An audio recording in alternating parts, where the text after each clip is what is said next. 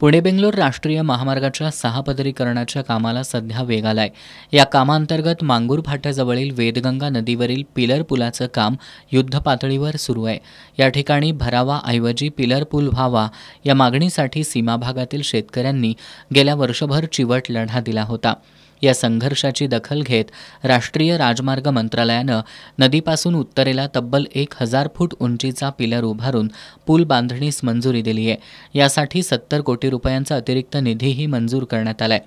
या निर्णयामुळे पुराचा धोका टळणार असल्यानं कागल आणि आजूबाजूच्या 20 गावातील लोकांमध्ये समाधानाचं वातावरण आहे। पश्चिमेकडील सेवा रस्त्यावरील पिलरची उभारणी पुढील 6 महिन्यात पूर्ण होणार असून हा रस्ता वाहतुकीसाठी सज्ज केला जाणार आहे। त्यानंतर पुलाच्या पूर्व बाजूच्या पिलर उभारणीला सुरुवात करण्यात येणार आहे।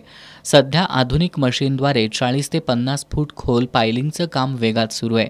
प्रत्येक 82 फूट अंतरावर एक पिलर अशा पद्धतीनं एकूण 52 पिलर उभारले जाणार असल्याची माहिती अवताडे कंपनीचे वरिष्ठ अभियंता के गुहान यांनी दिली। राष्ट्रीय महामार्गाच्या भरावामुळे निर्माण होणाऱ्या पूरस्थितीच्या भीतीनं सीमा भागातील शेतकऱ्यांनी कुर्ली सौंदलगा परिसरात आंदोलन केलं होतं।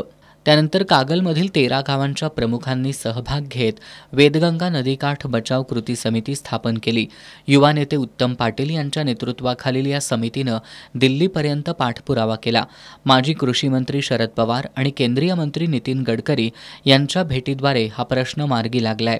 या संपूर्ण पाठपुराव्यात के.डी. पाटील, शेखर सावंत, शिवाजी पाटील, अजित पाटील, नानासाहेब पाटील, अमोल पाटील, दीपक पाटील, सुदीप वाळके, शिवाजी पाटील, काकासाहेब सावडकर, अमित पाटील यांच्यासह स्थानिकांचा सीमा भागातील शेतकऱ्यांचा सहभाग होता।